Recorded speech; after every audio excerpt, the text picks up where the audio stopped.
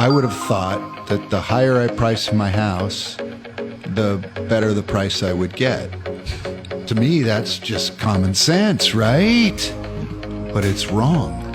It's the lower I price my house to create competition, I'm going to get the higher price. Lots of stuff to talk about in June of 24. Proper listing price, continued rise in home values, when will mortgage rates settle in, the California insurance crisis, and the art of the compromise are all covered here to help you have a competitive edge for when you are ready to buy or sell. Because as Christina covers in this episode of the Slow County Real Estate Podcast with Hal Sweasey. People that have kind of been waiting for interest rates to go down are still in the market.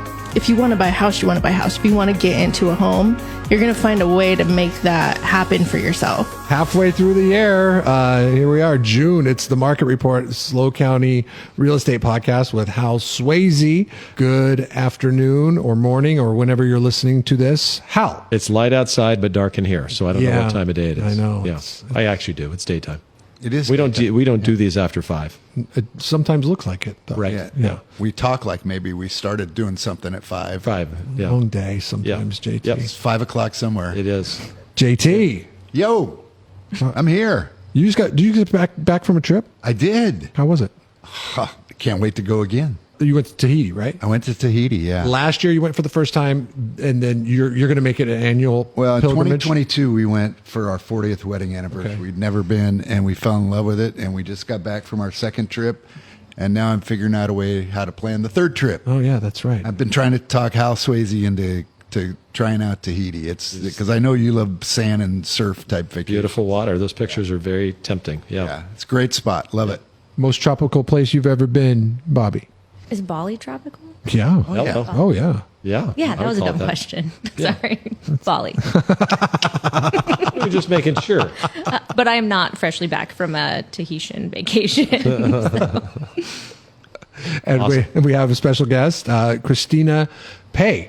Yes. And she's part of your team. Yes. What is Christina's role with Team Sweasey? She runs the whole organization, basically. Yeah, Christina is the hub of our organization. How long have you been in real estate? Over 17 years. Gosh. Wow. You started at a very young age. I did, yeah. Started when she was 12. 12. Yep. Yep. Okay.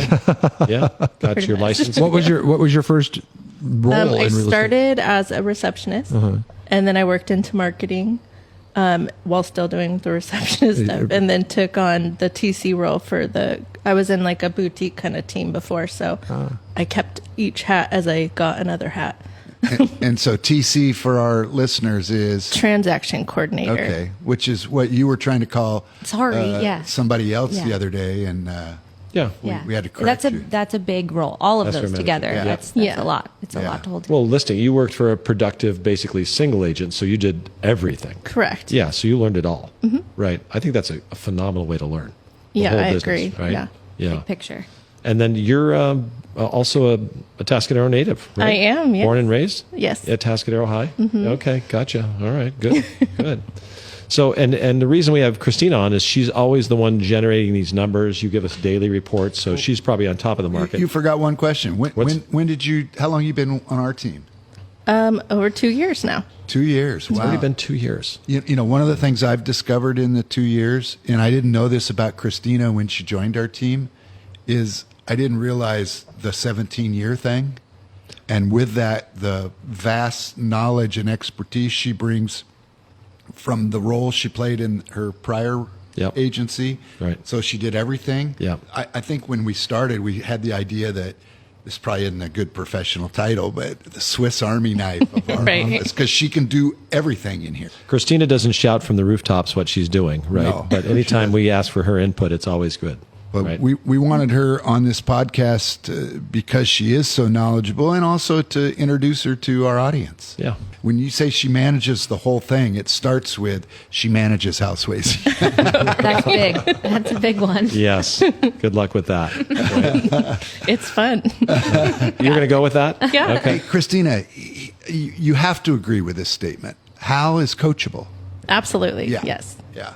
And we do have fun. One of our core values, and we talk about this once in a while, is we take what we do seriously, but not ourselves, right? So, Yeah, I get it. yeah, You feel it when you walk in here, too. Yeah, we're having fun trying to help people and do a good job. So one of the things that she does for us every month is she prepares the market stats and then Right. helps you kind of and helps all of us look at them and interpret them, right? Yeah. What was your take when you did this month? It's different in each city. When you compare like Cayucas to San Luis Obispo, Cayucas, there's not usually a lot of inventory. So when they do have like a nice beachfront home come up for sale or close escrow compared to something like a piece of land or up on the hillside, there's such a vast difference in the price that it kind of skews the numbers. So you could live in Cayucas and think 1 month your average home price is $3 million, and then the next month your average home price is $1,050,000. That's why it's so important to ask questions with realtors who actually know what they're talking about. The numbers, and we get these articles with these percentages and all that stuff. It drives me crazy because there's always more to the story. So that's a good point. I like that. So at the end of May, our inventory, Christina, it looks like it's up a little bit. Mm-hmm. Yeah. Hal, what do you think's causing inventory to go up? Are we taking more listings? Yeah, there's more coming on the market, but I'm just so happy that Christina said it that way. I'm thinking the way you're handling this that I don't need to be here anymore. So thank you. I'm going to go to Tahiti and you're going to do this. Okay. Yeah. Christina will be leading our podcast for Right? Exactly. If you need an intelligent answer, yes. So about 25% more homes for sale than a year ago, although we're down a little bit from last month. But Bobby, you see it because you see more volume through the whole company. Yeah. Yeah. Yeah. And we see it's more listings.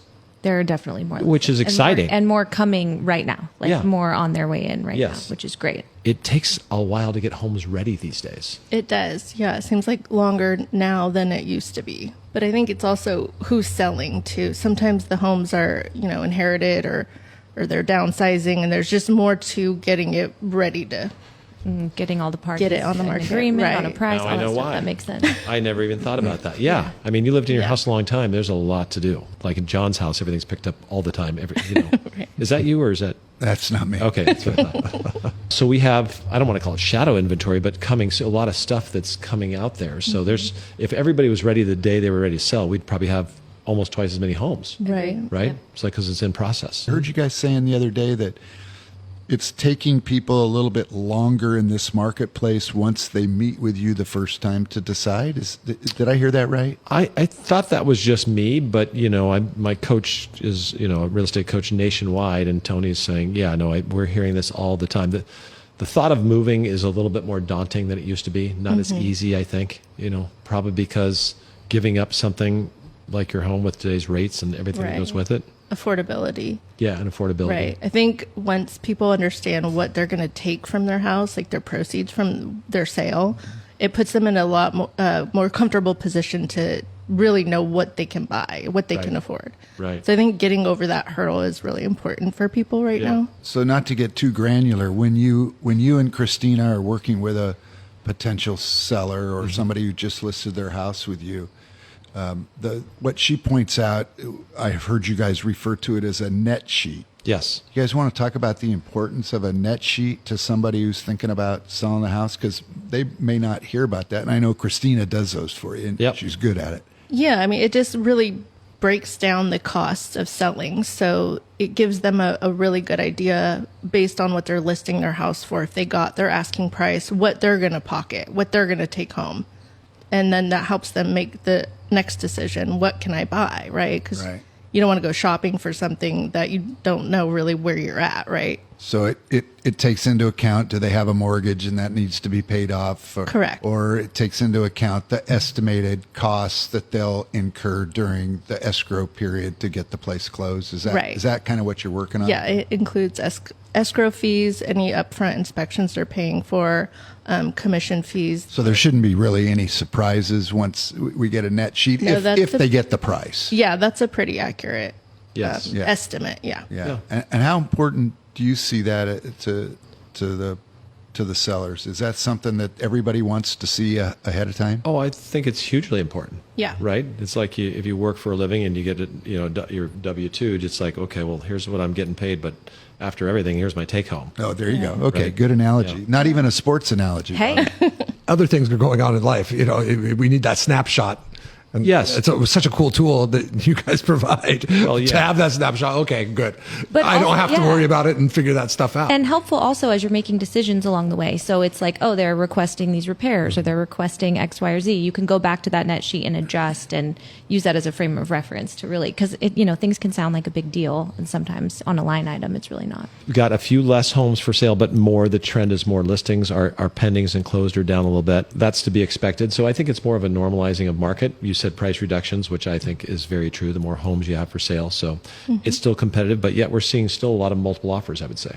That's kind of house specific too. When you price your house aggressively or at market value, you tend to get more offers. And some sellers like to test the market, which is fine, but sometimes that leads to maybe not an offer. Right. And then you're kind of chasing that down. We've talked about that in the past, and I'm just, since I joined your team, I just had this epiphany that I would have thought that the higher I price my house, the better the price I would get. To me, that's just common sense, right? Yeah. But it's wrong. It's the lower I price my house to create competition, I'm going to get the higher price. I think it's more common for the average person to go, oh, I would like to have competing offers on my house versus kind of waiting and seeing what happens. Because it is counterintuitive. It's like, yeah, you put it at this price, well, somebody's going to offer me less, Right. potentially, right? But it's not uncommon to get higher prices depending on the type of house you have. The interesting thing is, the fallout ratio. Boy, it's still at about half fallout. So we still need to advise sellers and buyers that there could be some, what do you call it? Compromise. To bring things together. So once we get into escrow, Christina, from your perspective, what do you think causes most of that? Because that's a traumatic thing to, for a buyer and a seller to fall out. Well, I think our friends at Fidelity mentioned it was like request for repair type items and or inspections, new things that come up during their investigation time frame. Right. Yeah. And I think if we're not preparing people for that, there might be a few bumps in the road that we're doing a disservice. Well, I think it's always helpful for sellers to get those inspections done before they price their home. Yeah. Because then they know what they're getting into. They know already, we have $30,000 worth of termite damage. That's a big ticket item that probably somebody would negotiate that. Right. So if you price it that way and you have those reports, it just makes that negotiation so much smoother. Yep. Yeah, the more negotiations you can take out of the environment, the better chance you have of getting to the finish line, right? We negotiate the price and we get into escrow, and then we find that we got the termite thing, and then we're negotiating the price again. Then we do a home inspection that's found some other things, then we're negotiating the price again, and it just creates too many opportunities for the deal to fall apart. And it's expectations again, because even Right. if there are things that the people are unwilling to fix, if you say that right before someone sends an offer over, if you say, hey, just a heads up, this is what's going on, they're not planning on fixing these things, at least they're not over there thinking they're about, they're already cashing the check. They're already thinking of all the money they're going to get off of the home price, whatever it is. It's just way easier than, letting someone down, just starting out with Setting that. expectations. Yes, I know. That's the theme today. Somebody shared with me, it was a family member out of the market deal that just closed today, as a matter of fact, and they, it was an as-is sale. And I said to them when they were putting the place on the market, I go, there's no such thing as an as-is sale. Somebody's going to make you an offer. You're going to negotiate that offer. You're going to get into escrow, and then they're going to inspect the property. And you can say as is all you want. But on a $2 million property, they had to come down $100,000 to keep the deal together because the house is 60 years old. Expectations, right? Yeah. It can be as is, but you just may own it longer than you want it to. Right. Yeah. Yeah. Didn't somebody say the person who values the house the most is the one that's going to end up with the property, and that could be the seller? And it does take the surprises out, right? Yeah. Those inspections. So, yeah, I like what you said. So is there anything else from the May market stats? People are always shocked at the market being the way it is. And I just read this financial article today, right? And I said, oh, this is perfect. So this is item number 2 of our market update. This is it. It says U.S. housing just hit an all-time high. So we look here pretty locally, but, obviously nationwide does affect it. I'm going to read a little bit of it. It says U.S. housing just might be the most resilient asset market in the world. Okay, we always talk about how resilient the market is. They go on to say the post-pandemic era should have sunk the industry after the pandemic. The hits started coming as the global economy ground to a halt, and it never slowed down. First, home inventory evaporated. Remember that? Nobody wanted to list. 2021, right? 2020. 2020 and then into 2021, Yep. right? Yep. Yeah. So the number of potential buyers exploded, people relocating. Prices spiked to what seemed like unsustainable highs. And rates were still very low, Yep. right? Next, interest rates soared. Then mortgage rates followed, hitting their highest levels in more than 2 decades. Affordability got crushed. Anyone back in 2022 would have told you a housing collapse was imminent. Well, housing activity did collapse. Yeah. So the volume slowed down after the big years. Let's define collapse. I mean, the big year was between 6 and 7 million transactions in the country. 21 was the biggest. You're right. It was 21. I'm lost track. And then this year they're predicting somewhere a little over 4 million. 3.5. So you can say it collapsed, or you can say that there are 4 million houses that are going to change hands this year, which is, a lot, but not a lot compared to the spike year. So they were talking about activity, but it hasn't affected. Prices have hit an all-time high. So the market is super resilient. So the conclusion, basically comes down to the fact that affordability has come to an all-time high. However, there is more inventory coming on the market, which will be a help for sure. We don't know what's going to happen to interest rates.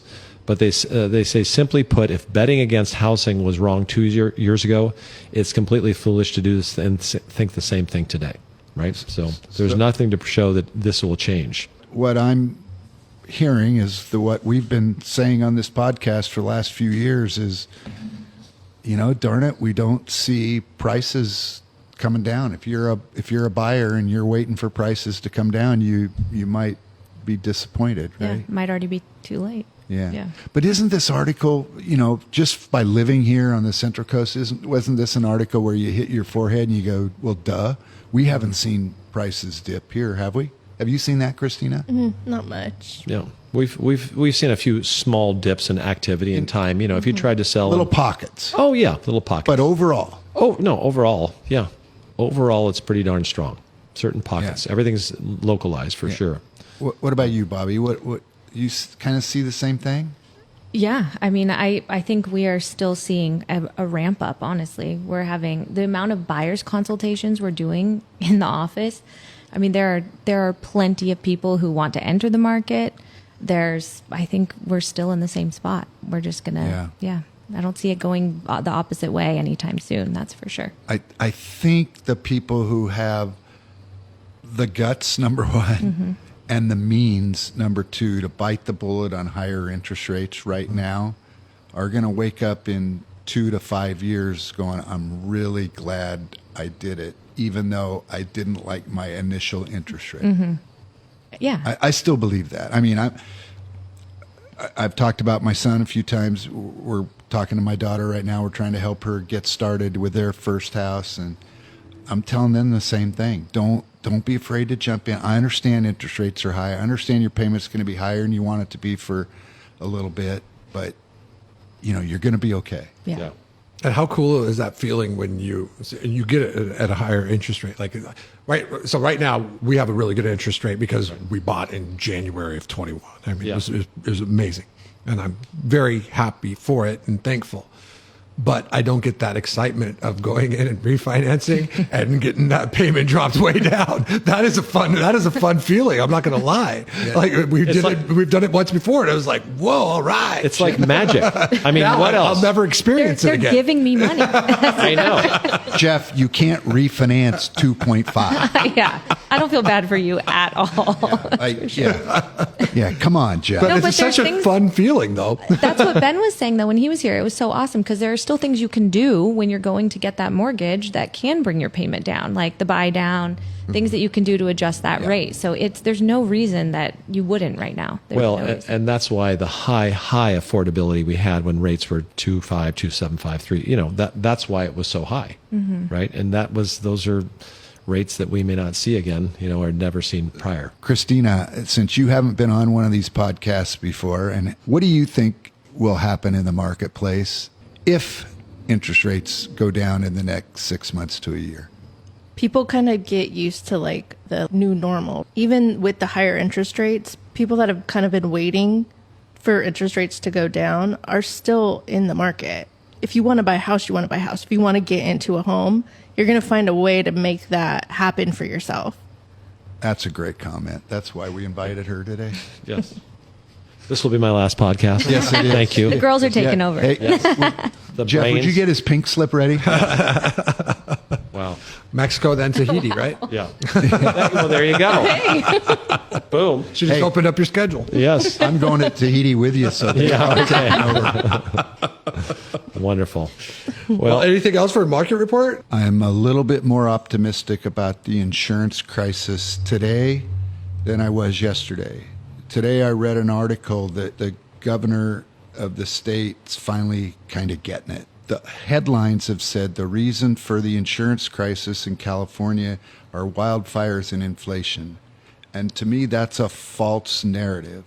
They are symptoms, but inflation and wildfires can always be built into the price. Right. And so the real crisis in California, the real reason insurance companies were either leaving or ceasing to write new business is because of the over-regulation on pricing. Insurance companies can't charge the price they need to charge to be in business. And I think some of you have heard me say this before. If you're a car dealer and the government says you have to sell each car for $100 less than you paid the manufacturer, how long would you sell cars? Yeah. And so it's the government regulation is the problem in this state, not wildfires, not inflation. And for the first time, I saw some optimism in what the governor had to say today.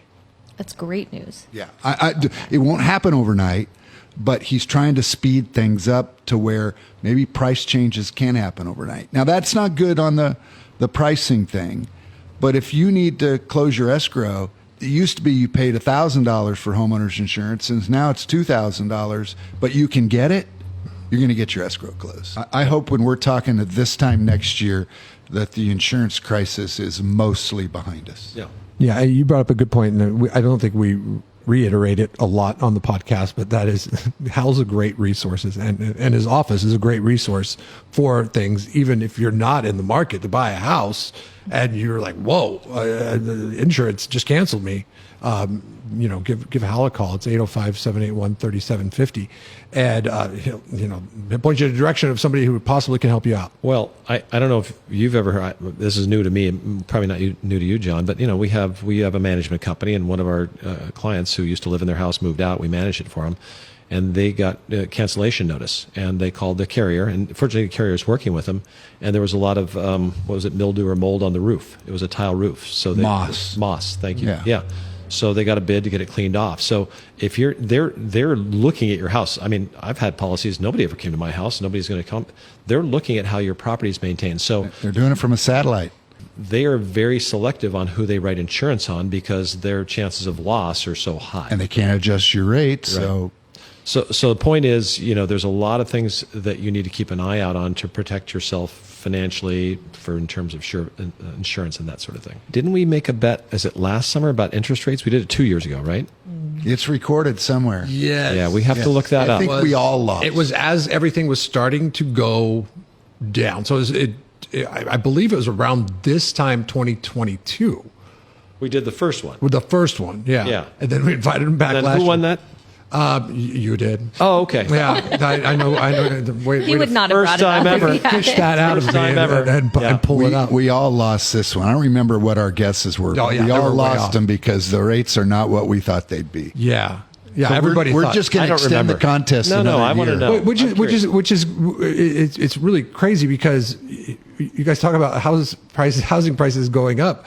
Ever since we started this podcast at about the time that interest rates started to go up At the fastest pace ever. Yeah, at the fastest pace ever, and we were like, "Oh gosh, what is this?" And still, house prices went up, and it's like, okay. So when you're sitting around this table asking about predictions, I mean, what does recent history tell us? 2 years, interest rates go up and prices go up. If they go down a little bit, I got to think that they go way up. But that just confirms what Christina said. People get used to the new normal. Mm-hmm. So it was the big change. And then it's just like, well, this is the way it is, and you adjust. Yeah. So what you said was right on. Well, I think they're going to be in the mid fives a year from now, and my daughter, who's going to buy a house in the next couple months, is going to refi. That's my prediction. I like it. Right. There you go. Mic drop. Thanks for joining us for the market update. Thank you, Jeff. And Christina, you were great. for June. Good job. All right. See everybody next week. Okay. Thank you for listening to the Hal Sweasey podcast. Be sure to subscribe and rate this podcast. Check for it in your feed for the latest information on the San Luis Obispo County market. The Slow County Real Estate with Hal Sweasey podcast is available wherever you get your podcast and on halsweasey.com, where you can find current listings and other real estate tips. halsweasey.com, that's HALSWEASEY.com. I am James Bueno, Director of Marketing for the Hal Sweasey Group. If you're looking for anything real estate, give us a call, 805-781-3750. San Luis Obispo Real Estate Podcast with Hal Sweasey is also on YouTube. Now you can see people talk about real estate in one of California's hottest markets. Get the latest episode on the podcast page at teamsweasey.com or subscribe to Hal Sweasey on YouTube. Hal Sweasey is a licensed California real estate broker. DRE number 01111-911. The Slow County Real Estate with Hal Sweasey podcast is a production of AGM Podcasts. Subscribe wherever you get your podcasts.